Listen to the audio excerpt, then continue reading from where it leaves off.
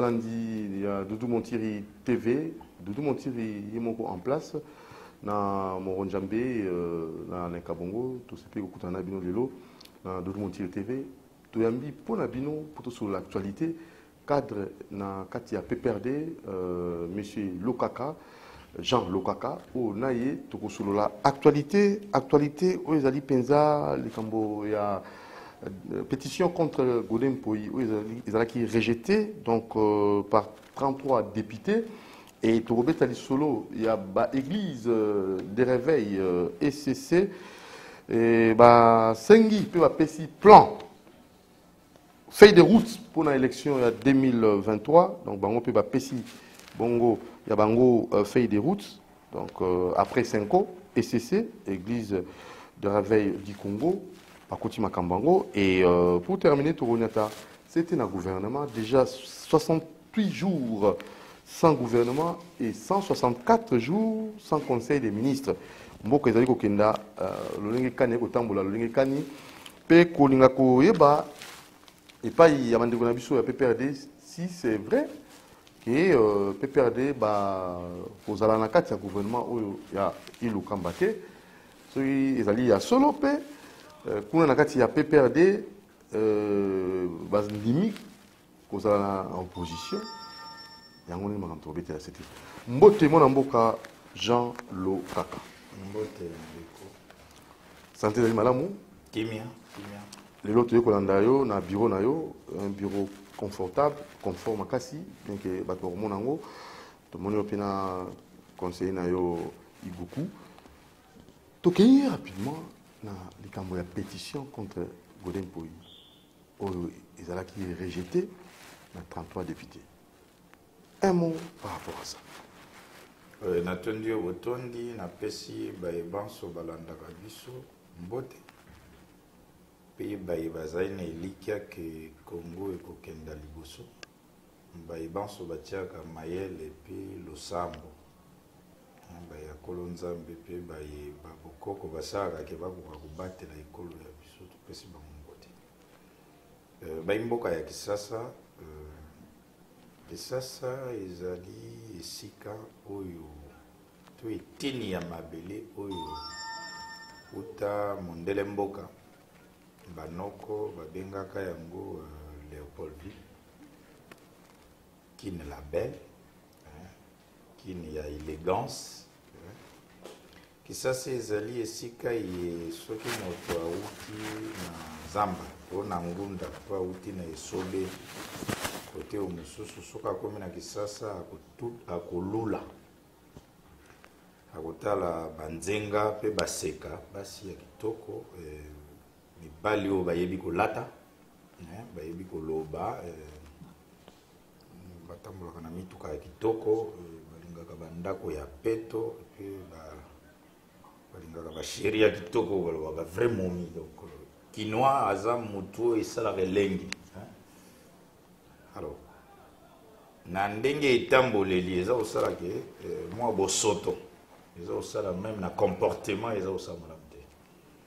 Alors so etolingi totonga mboka baélu bakosalisa biso soki boza na bainstitution stable te bozala mpe na gouvernance ya malamu te. Eza interpellation ya biso nyonso. Toza pe parfaité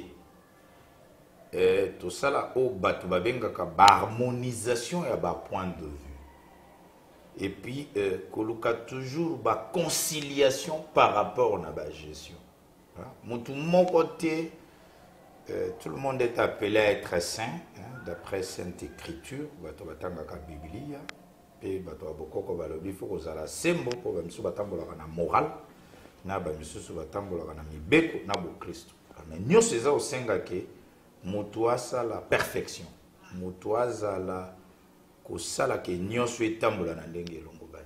Alors bainstitution na biso soki eza instable soki eza digne te epermeta émergence na développement mboka te.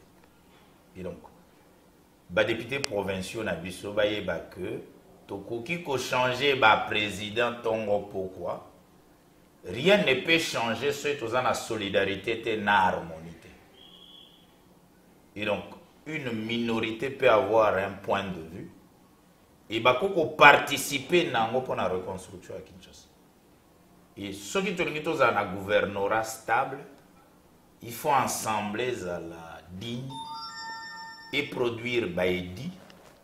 Baïdi est pour permettre qu'on paie sa image à Kinshasa.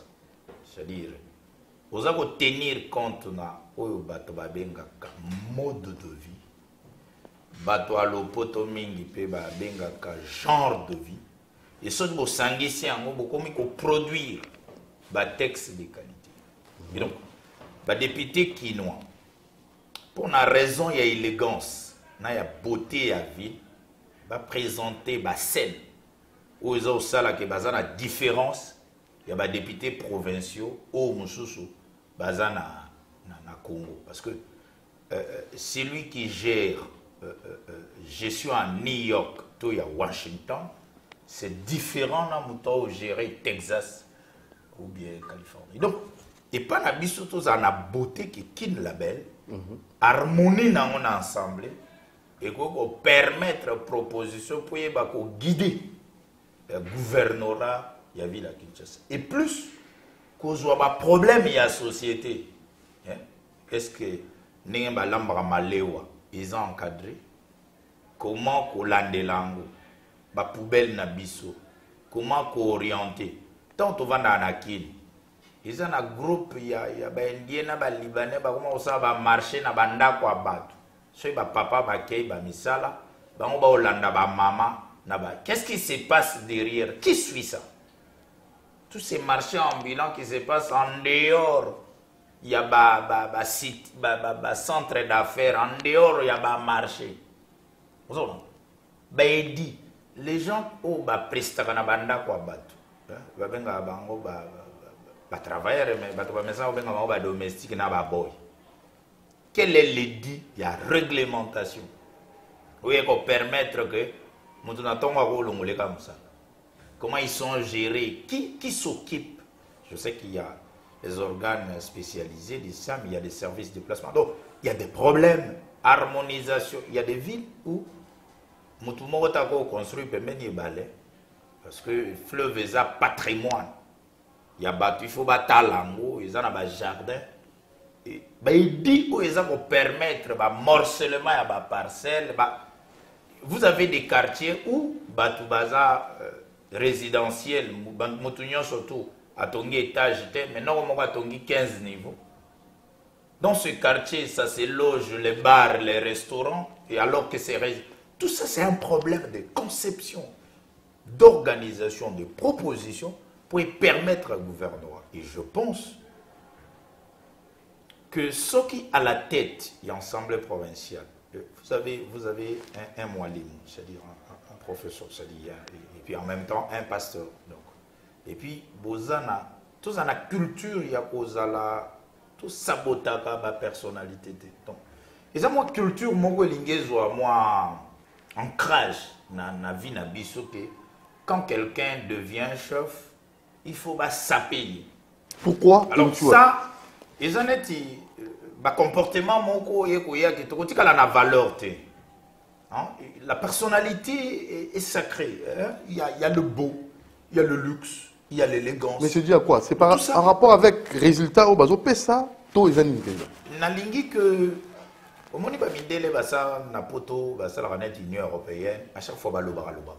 Lingi que ba cadre permanent à concertation et ça la kana ba assemblée na biso. Hein ba délibérer ba makambo et puis harmoniser la. On peut pas être de même point de vue, mais on peut se supporter par rapport à la gestion. Et c'est difficile naïta na biso au sentir que les gens se mettent. Le point de vue peut être différent. Mais on peut atteindre l'harmonie. Et puis, il y a la majorité. Mais il y a aussi une minorité qui peut gouverner. C'est-à-dire, l'oigneur se les a portés quand la majorité. Mais il y a une loi ou bien édit dans le cadre de Kinshasa, ou que minorité peut soutenir en haut, puis ils ont cette importance.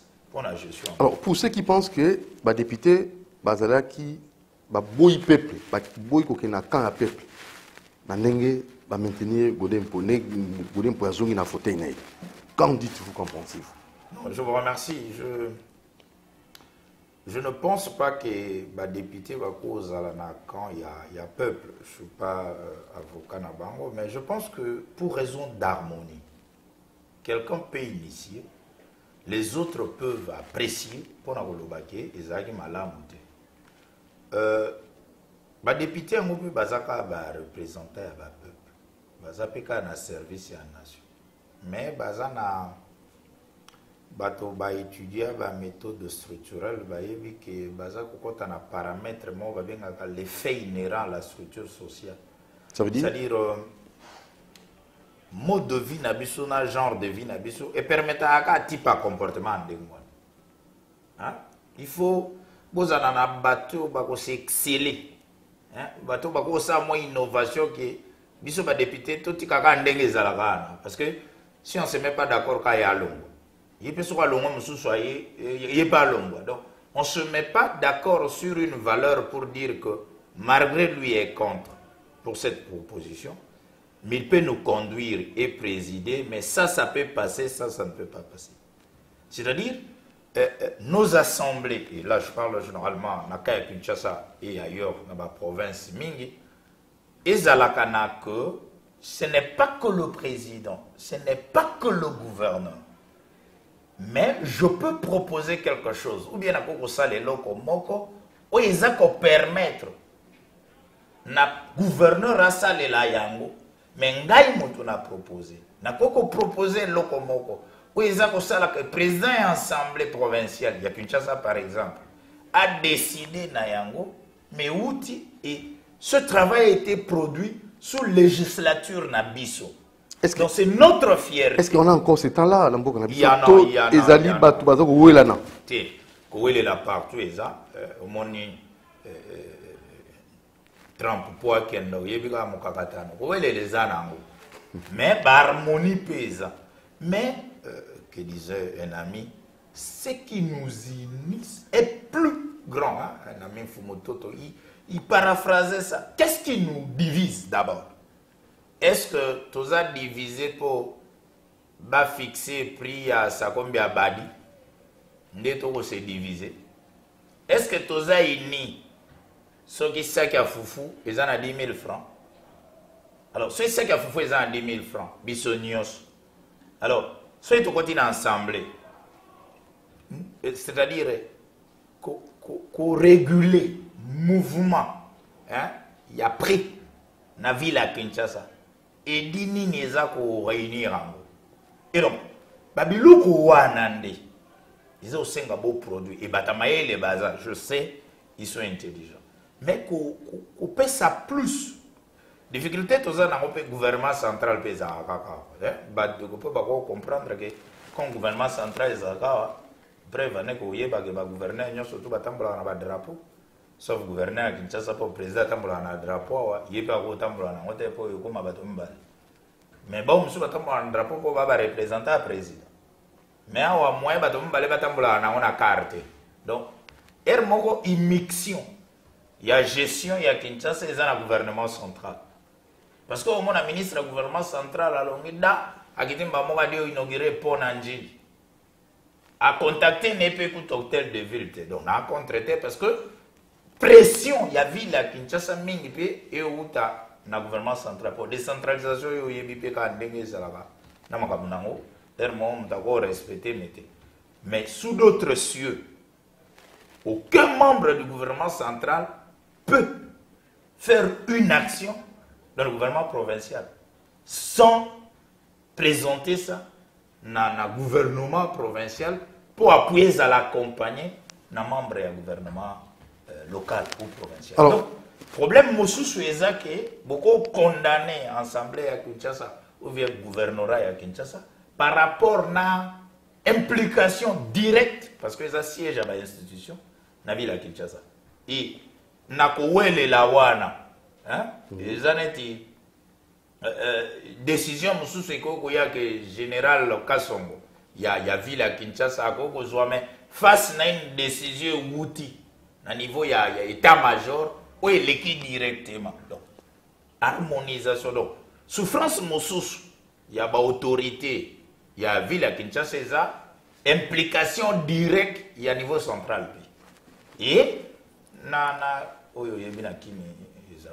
que le trafic, il y a moins d'influence que.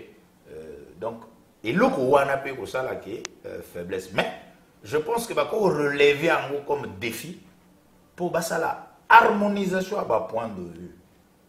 Je préfère que tous allons avoir une institution stable, c'est-à-dire qu'on maintenir l'Assemblée provinciale. Je sais que les difficultés sont à la gouvernorat, ou il y a harmonie entre gouverneur et vice-gouverneur, parce que les hommes d'État, les secrets sont gérés toujours entre eux, avec un esprit de retenue, parce que quand on devient homme d'État, tout n'est pas permis dans le lieu public. Il y a toujours ce qu'on appelle l'esprit de réserve et de retenue, parce que ceux qui nous suivent, c'est dans le beau et dans l'harmonie.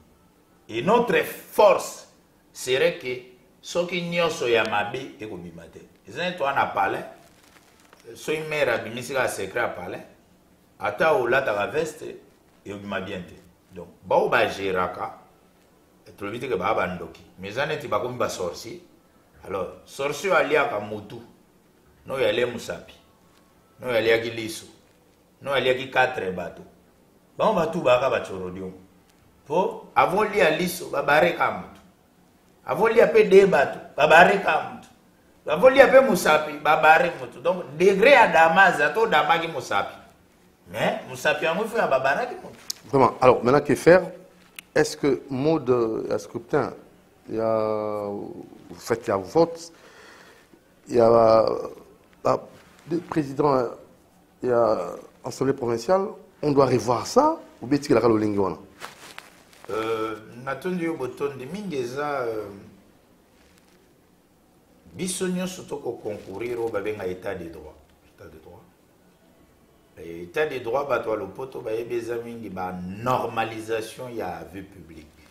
Normaliser la vie publique. Et pour une élection, il y a toujours un cadre légal et institutionnel. C'est-à-dire la loi, un règlement, où ils ont même à battre une élection. Alors, ce qui est loi électorale, n'a na appareil technique na dibiso eza seni ou eza quoi accompagner na ba règlement nango na ba dépôt ba candidature na manière et définir ndenge wana c'est bon ce qui peut changer bolobi non pour ba voter gouverneur par exemple il faut azaleli na ba conseiller à ba commune na ba échevin chef de quartier, ça dépend de la loi Bolingi. Ce qui peut boboy, pour salim butumbuto, baninga balobara, tu voter quand un suffrage universel pour me tout andima que gouvernement biso tu voter qui. Donc ça dépend, il y a cadre au boutier, même pour les députés. Ce Bolingi qui est député, bazaleli. Au moment où les États-Unis, hermo bamisu ba voter bamisu ba grands électeurs. Pour nani, nous sommes en entreprise, en société à 10 000 bahts. Azana ba faire nan no ko mususu yem sane ko beta dam gubie abaya ka gege alors ba no ko États-Unis ba otuna jo engagé 10 000 bahts na jo asaka rien na gege ba ko za na voix moko bon apesa état de droit égalité biso to ana on égalité que ba voix ezandenge moko or baninga basiba ebaki jo ana ba entreprise alinga ba troublete Joe Mususu, il y a des troubles à protéger avec l'autre. Moi, grands électeurs, on ne se va réunir, Villa Kini, on dengue godie, toi, on a besoin, par exemple, Lokaka. Le but est que tu viennes en Argentine, donc, Batali, on dengue godie, toi, on a besoin, Igou, par exemple. Tu vas raisonner, oh, pour l'année, tu vas vite, biso tu étudier, tout le monde qui est sur un commis, bah intérêt aux al, on a pas grands électeurs. Bah tu me souffles, va bah ton États-Unis va bien avoir un critère sensible, donc bah t'as là. ba boulé que pour développer ville na biso faut to tia no hôtel ba miso pe bana ba critère ba ben en capacité bana mayele à jeter c'est quand hermo bana besoin muto à l'arrêter bana besoin muto à mayele pour canaliser ville na bango ba holo ba bino to tia pe no hôtel vous comprenez donc ngonga wana ba yebi que so ba tie au batela na ba intérêt ba tabali konda na ba tabazwezu parce que ba tabazwezu ba piaka likonda voilà alors ba ville na bino sika bozana modèle bon ba député ndesika ba botala tu na ville na biso to go tia mutu tel et puis mutu mususu ayebi chiffre tanga ayebi chiffre ayebi pe masolo kaneti ya gouverneur gentil donc ayebi chiffre ayebi masolo kape aneti président Godempo ayebi chiffre ayebi pe masolo pasta pe na système ka ya système akopeto la bato baza pe propre alors sika bokotala to mema ndenge nini question sur yangwa mais tout ça quand le vice-gouverneur Azo Pimisa la vérité mususu la gestion kaka ya ville oyo pona ye ezala ngo possible et facile ville qui est vraiment bien gérée malheureusement ce n'est pas le cas et lui condamne le gouverneur. Oui, Vienama Kinois, gouvernement Kinois, président assemblée Kinois, député. Et ça, oui, na Kine, il y a un système, ping-pong. Mais est-ce qu'il a tort pour ça? Il y a un système à Kine. Mais, bon, on a ma solo à côté ça. Président ma solo à Kati. Parce que muto azana silité au banza mutu te au banza mutu ermo wana sili so mutana sila au banza mutu yo lo ba au banza bona o ya o sentir kana sili mais si kande masolo mususu ya masolo a palais c'est-à-dire au lo bateke vice ana torte alobi na makambo ke ya o vivre kungonga no kangete toi na ki alobi na makambo ke ya o vivre bon côté mususu pe gouf ako pe sa réponse ermo pas ko melango no ya style mais vient nga Godempo rôle nde ya mwana ti ko réconcilier que et puis sa harmonie pour les je suis à Ville à Kinshasa, il y a président ensemble. Harmonisation. Hein? Harmonisation. Qui est derrière Godempo? Ngaska nazana ba derrière te. Bangunde bazawana. Gouverneur, vice-gouverneur, président assemblée na ba député. Baza ba membre ba parti politique qui kaka ya kidiba. Ça veut dire? Baza ba homme d'état. Et baza ko assumer actif na passif ya gestion na bango. Mais ce qui est vrai, que dans la grande gestion, il y a ce qu'on appelle l'esprit de retenue et de réserve. Parce que dans la nomenclature, il y a des fonctions. Bisous, salut, la science administrative. Ce n'est pas n'importe qui devient directeur. Là, vous faites allusion à quoi? Non, Nazaouya. Hein? Parce que, bako ko engagé yo, ko mata grade chef de bureau, chef de division. Hein? Ce n'est pas n'importe qui devient directeur. Ce n'est pas n'importe qui devient secrétaire général. Et ce n'est pas n'importe qui devient gouverneur. Parce qu'il gère les vivants et les morts. Il est comme le père. Et si dans une maison, le père crée l'incident, vous allez vous rendre compte de la conséquence. Il y a gestion en famille. C'est-à-dire, les hautes fonctions sont accordées aux illuminés. Aux grands esprits. Aux grands esprits comment? Les gens qui savent contenir le pour et les contre. C'est-à-dire, quand il y a une dimension, il y a bozindo, il y a profondeur que naza mokonzi. Soki oza contre ngai, mais comme batienga mokonzi na yo, il faut na gérer tension non. Na eko régler yo compte te. Maintenant, peuple, où azali kolela, peuple, où azali ko mona makambo yo kende mbaye mbaye. Aboyi peut-être, lobela taye. Oui, de principe ezandengwana. Mais il y a toujours ce qu'on appelle l'esprit du corps. C'est-à-dire, quand vous êtes en train de gérer, vous êtes soumis dans ce qu'on appelle l'esprit du corps. L'harmonie. C'est comme ça qu'il y a toujours une déontologie institutionnelle pour les cadres. C'est-à-dire, quand quelqu'un est cadre, il se comporte différemment de celui qui n'est pas cadre. Des subalternes. Sa manière de se comporter, de parler, de manger, de s'habiller, de communiquer.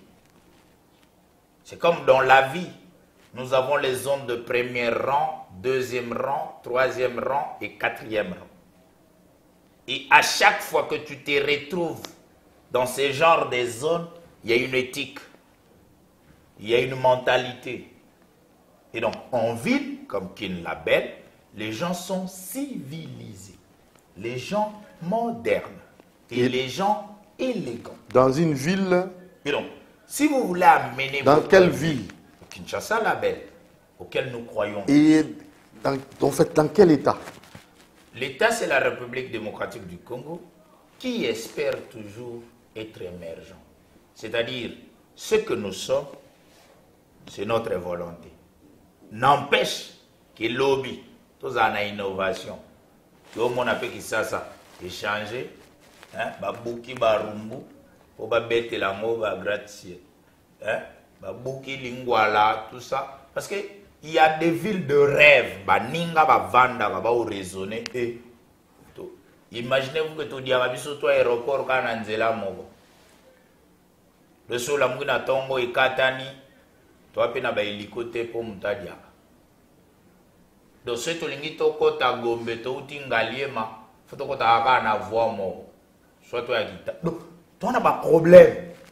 Wenze, il faut moderniser. Ma maman, vendeuse, n'a pas vendeur.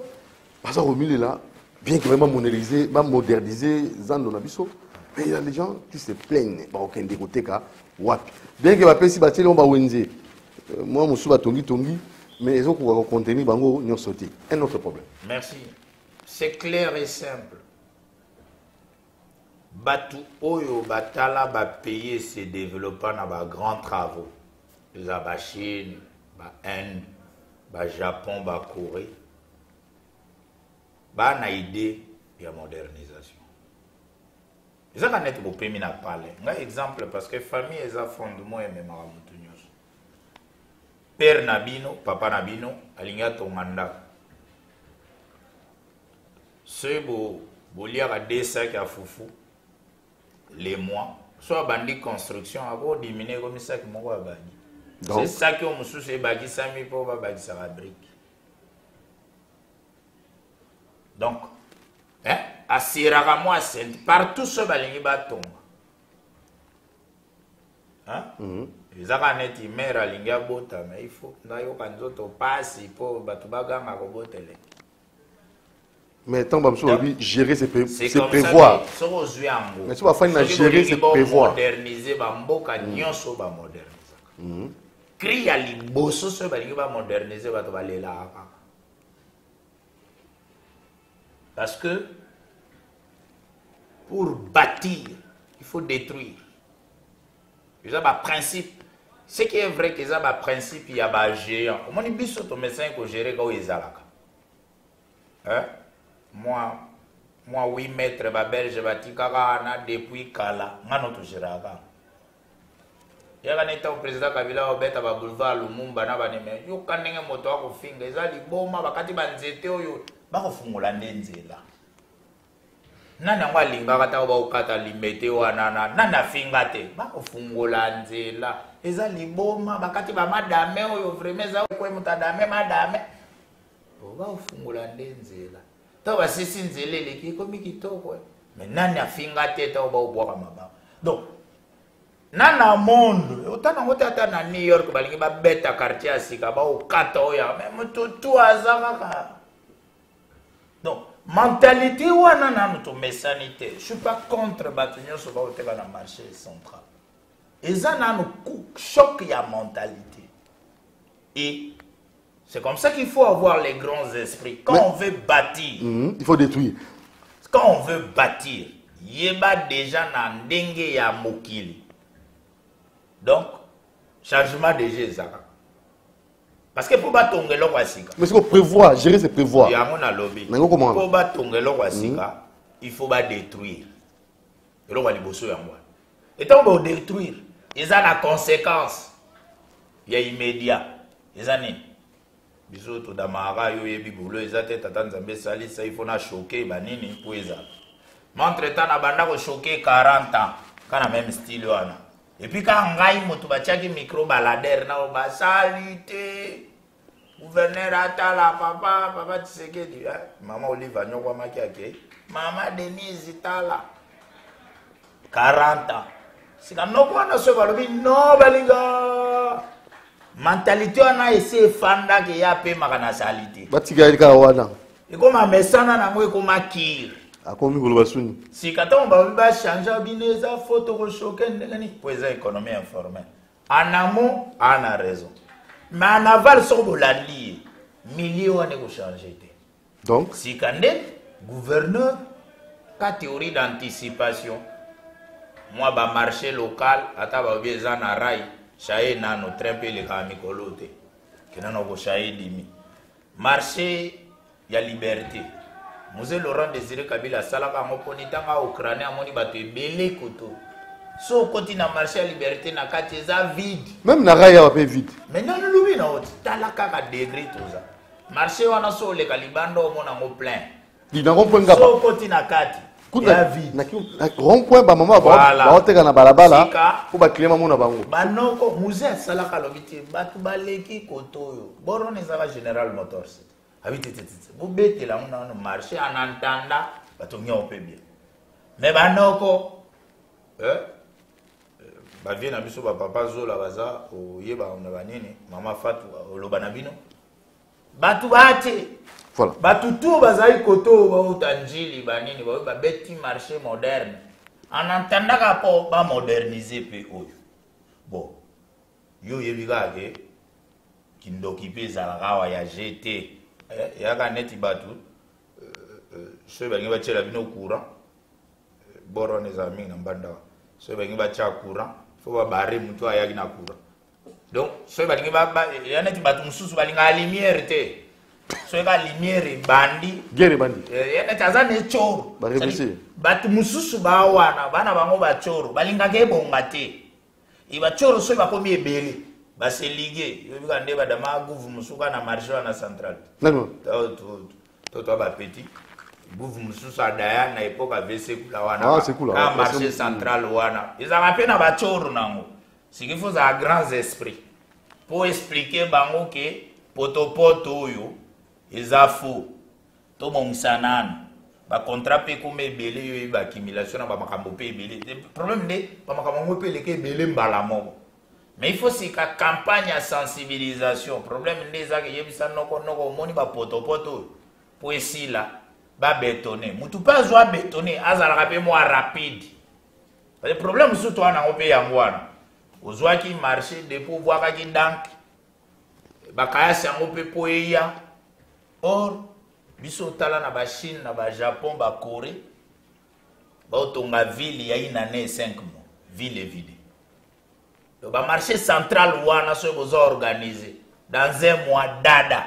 C'est-à-dire question il y a que s'organiser que et ça la remoupe mingité. Alors très bien, on en parlera prochainement. Tout rapidement dans makambo ya élection 2023 Senko fait des routes nango et siko église de Réveil du Congo ba pesi fait des routes ba sengi 6 axes au bango bazali kolobela réforme électorale éducation civique et observation électorale, promotion de la participation des femmes jeunes, Nakatia Masolo Ango, et justice et sécurité électorale, et pourquoi pas aussi, c'était la résolution des conflits électoraux. On a la réforme au Baron On a invité 2023, l'église, à côté, à Téléméli, à l'élection. Mais au Kemba, on a des questions, déjà 68 jours sans gouvernement, 164 jours sans conseil des ministres. Avec deux premiers ministres, Moko Azo la Moninga, Akota, Abanda, soit à Koti, Azo Moninga Bima, et tout ça, ça pose problème. Votre réaction? Oui, je remercie. Au monde, la méthode, nous biso to message na moté. Ils ont un bon style classique. Oui. To message na pensa na moté. So landi banoko ba Likud kuna na Jérusalem. Banoko beta nabo un mois ou du barak. Bazao beta na ba Benjamin gouvernement qui a composé. Mais ça pour empêcher Israël de stabiliser mboka na ye na politique na Damas. Hein? Banoko benda na Belgique ba beta bo inane. Ba gouvernement. Hein? Et puis Belge moko lobate ke pour Rwanda bango azama elete ou bien pour ba Belge bazalaka na makasi te. Non, bango penza ba fanda Union européenne vanda chez bango. Ba beta bo inane dans gouvernement. Osaka ba conscient mbili, ba tutel ba kendaki ba yokani bien te ba zongi inane. Balmani wana po baya kokoma na mama wana donc ba utaki na mikawata. Na ba Italie wana kutu. Kuna kutu pe ba démocratie fanda. Ils ont pas parcours, il y a un système na ba régime politique na biso.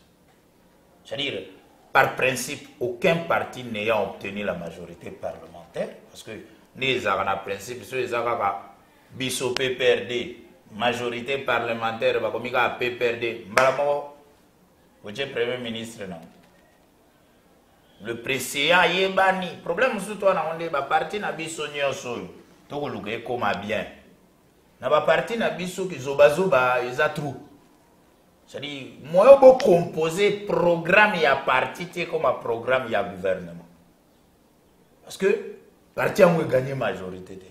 Il faut que vous sangana ba coalition. Donc ils ont bloqué. Alors, na ba coalition wana. Tant que vous intégrer, vous intégrer dans projet de société vers banoko.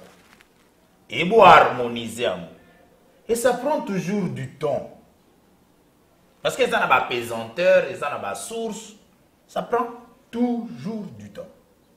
Et dès que c'est parce qu'il faut que ça congolais ou quinois que ils ont un normal gouvernement mais là pour ils ont politique exercice et ma parti politique ils ont participation à la gestion de la cité c'est-à-dire mutu moko te asala parti politique alobake objet nango eza baoteka masango parti politique basala yango pour la lutte il y a conquête na conservation à pouvoir il y a on débat ça parti politique.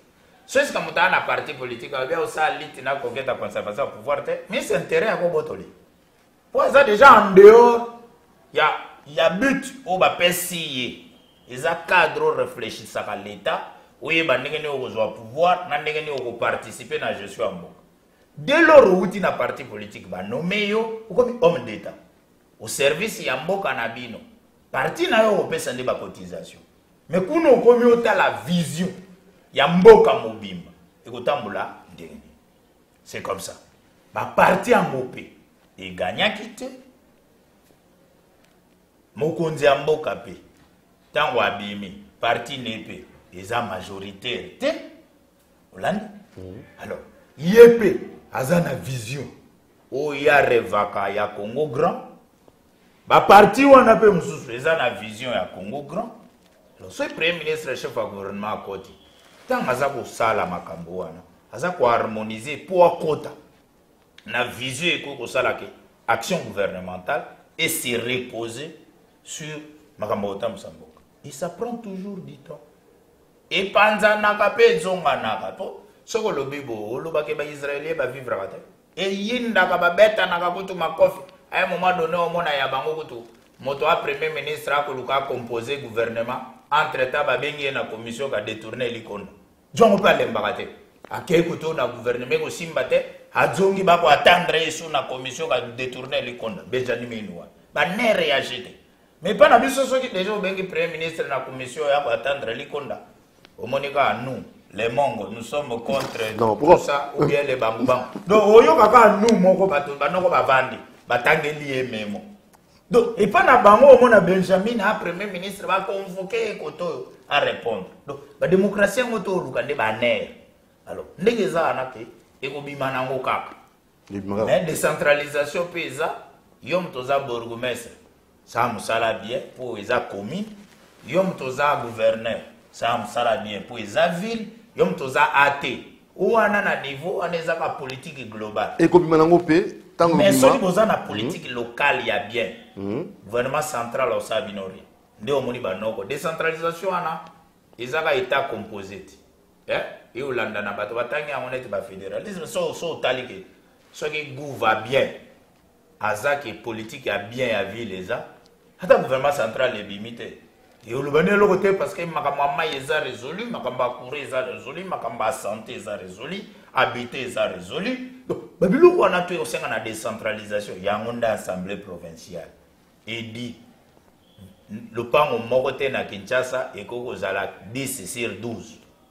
Bozui dit que ceux qui balingi ba urbaniser quartier, lotissement eza 50 sur 50 motasa jardin. Bakanya. Quartier au batongi bandako ya étage niveau eloko moko plus ka moko na sena moko soko lekisi de balobi buka edi c'est ba français mususu ya ko réglementer bato mona banoko musuba o donke banoko musuba na se banoko mususu ba o iko tien sécurité comment ko harmoniser batol bovandi boye moni bamboka baninga mususu wana avion kolula kotoka gata koto musuka jaune batol et puis banzela bakata oyangana yo edi ezate oyaka na nzela bo udu o esuki mir onino o te porta ya awo o me aveni baka esuki vie ko raisonner te esuki kozete banzela wana nani ayirba nani ba topographe banani batalaki banani évacuation makamumina osalizali makambu penze za o ezala mais o ba ngo salate batu ifo basala mais tango osala ngeza mkoni o ya minene peza c'est-à-dire pour la ville à Kinshasa ba réunir ba architecte bazana ordre ba architecte ba étudier fonctionnement ya ville o Brunel Joseph ancien président na fiu ndoboni ye azana koninga kaka yenda comme président mais oya kala pazali ozomona nano président ba harmoniser petit évacuation à mai ya ville à Kinshasa so mbule beti mai ko die wapi yo akinwati au moins en face à palais du peuple est-ce que gouvernorat ye président Godem Poy ayebi ke batongaka palais du peuple pour na ministère ya culture et art voilà pour babetaka ndule na Congo ndule voilà ndule penza sala cinéma c'est ça bango batikaka polele ba clôturaka batikaka polele po ndule sala cinéma so odi palais sika ekoma place ya nous votons palais à voter za koto palais de la nation palais de la nation béton à matana mongaliema parce que ndeto za boy makamuso eza ya ville à Kinshasa député. Vous rappelez que palais de la nation est un palais à député. Balongwa kuneza centre ba kinois. Et on moni hermoso loyenge bato beta dudu. Pour eza place andoule. Sal ba conservango na bourte que bato ba raisonnaka la politique publique na la défense. Ba conservaka andoule eyinda. Sal nda palais du peuple. On moni banoko. Beta trop po. Ba concepteur ba chinois atonga salwana na bulandule yo moindre pépé mon député ah bulandule et na kati ya député parce que la salle a été conçue na mystique andoule alors et dit il y a ko signaler qu'il faut qu'on réclamer ba kinois ba na besoin palais du peuple Wera JB Kofi Fali na banoko tu ya kalawana babetaka ndule bien po ndule kokufa eza pe shit ya culture président continent union africaine culture ne ndule toko die boy avant kitana na 10 musicien moko akiti na chauffeur 10 ndule leki ka partir à présidence union africaine to beta bandule Afrique mobimbe ko salaire malgré covid mindele déjà basi bafungoli ndule donc salwana edi yakini très bien ba libérer en face c'est ya palais du peuple place bacha leni ya eux pompa biso ba mai banini ya moto wana pesa sikaneni eza centre ya épuration ya mai yakini c'est-à-dire mbula so ebeti mai uti kalamu euti ndal euti bakave place wana eza na trou ya centre d'épuration mais edi mususu eza banoko histoire akini ndiwa sika centre bangi babeta mobange na bâtiment wana sika omona ka tovandi kini mobimbe zindi pona nini batongi na centre épuration ya mai o comprendre alors sika babula ngo sikeza bamakamnde yango wana koloba ke na olingo tonga leni place eza wana vie mashuru komona fote leni wana place wana to batika batiaka ba eucalyptus omoni politique pe komaka so yo katinzete banoko pe balonaki neti bazwezwe yo so yeka okatinzete centre sika ya épuration wana ya mai est-ce que oye ba dégâts nango ke mobange moko ambule ko beta côté tout ane ko yinda po centre épuration bakanyamu alors sika yo makambo akini ndi yango député provincial dit ya ba centre d'épuration bakaniveau banoko musu batonga ba palais likolo ba caniveau banoko musu pont chose na mboka baninga so eza pembeni ya pont mai uti depuis kalamu tie bwakama 50 mètres mutako vanda te 50 mètres mutako vanda te bakolo na ba fleur yo sika ucha palais yani tirai ezalaka te poko za na ville moderne oza na rail train ileka te train urbain daya ba palais banoko po bacha ba palais wana ka bata français na ba loi bazapeka na ba autorisation na ba nini bosala ngo te point non bosala ngo c'est ça tango na bino tango Joseph Kabila oh yo so lingo zongela Joseph Kabila mboka ngo ekatana kati ovandaka na ba chef rebelle yo ozalaka wa te ou bio ya Nikolo Joseph Kabila saleli yo elengi ainir mboka yo linga okabola ngo na 4 pays asangisi yango olukaki pe démocratie acheli pe yo mutolobaka esaka eloko te passation civilisée pe yango wana bofandaka wana yango mpenza kolakisake biso pe perde eza parti ya démocratie bon sika tala sika wana eza babengo bakata supérieur c'est-à-dire soko lingo milobela yo démocrate mais oyo ya Joseph Kabila nde démocratie place evandi mboka ekabwana mpona intérêt ya mboka tosangana ok bito boyi omoni yo po balobeli atekaka nzamba tisika nana oreklame facture ya nzamba ye mpe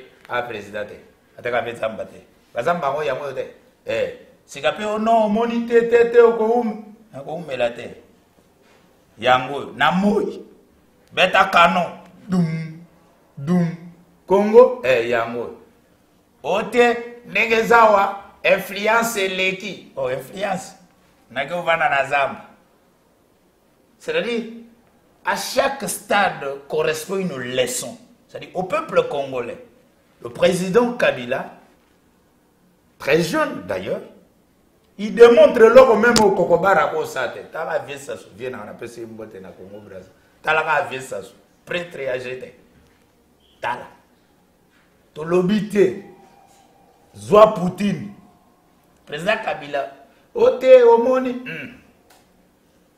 apemi na kingakati abeti de réunion ote influence eleki pe manakini adie na ngunda nini esusu te totonga il est temps et le président Kabila lobi na batu na ye nyonso si vous posez la carte il y a opposition le gouvernement vous la toté peut perdre pour longtemps nako ya ta ya moi to ke réunion FCC ayambi ba cadre nyonso Omso yambaka banako balobaka ba 4 8 bayambi bango. Je ne vous ai pas dit. Oya bango moko. Nakinga kati année passée carte mututu akendaka azana carte FCC. Ya signé un numéro. Coordonnateur nango professeur Némi. Asalaka ki participant nyonso ya réunion wana. Andora réunion anezaika débat to balimwe na gauche. Nandezaka. Mais coordonnateur apesaka carte que participant nyonso ya réunion munene ya FCC au président Kabila lobaka na carnet ba cadre nyonso bavandi basengi na bango nyonso bo participer na reconstruction ya mboka tozala ba acteur ya développement tozala bato to comporter force ya progrès mutu neti ngalo kaka asaka politique na Kabila fona la kisabato ke na tongi ndako awa nazana bilanga place tel na vanda kawa bana na ngape bangoyo c'est-à-dire nazala mutu nazako mibomba te ifo ba yeba ngapo na sala ka politique asengi na bango koko sa politique te obata maka ba yeba ka yote o participa kate il doit apporter soutien à bino na président Tshisekedi po botonga mboka caméra pesa laka bande pesa ba filmaka pe eza histoire ya bakisi pona ye alingi ketokenda na coalition mingi po eza malamu totonga mboka ensemble na président Tshisekedi réunion biso tout okotaka yebele biso nyonso vous allez accompagner le président Kabila à la révolution, vous allez na PPRD na ba parti. Mais en définitif. C'est là, parce que biloko ebele, faut qu'on définir en bien. Hein? Faut qu'on puisse sa pensée à mutu. Très bien, on y va. Au moins mutu oyo apesi bino déjà grandeur na ye. Tant que bato balobi on a 2 présidents. Non, on n'a pas 2 présidents. Nathan on a rentré à Sénat, à la type passant sénateur. Eza leçon, c'est-à-dire tango yo wa atakaka mutu mutu ango pa ko lobate maza ko répondre yo tango alati ake sénateur je suis sénateur à vie avant d'être et puis abimi leçon.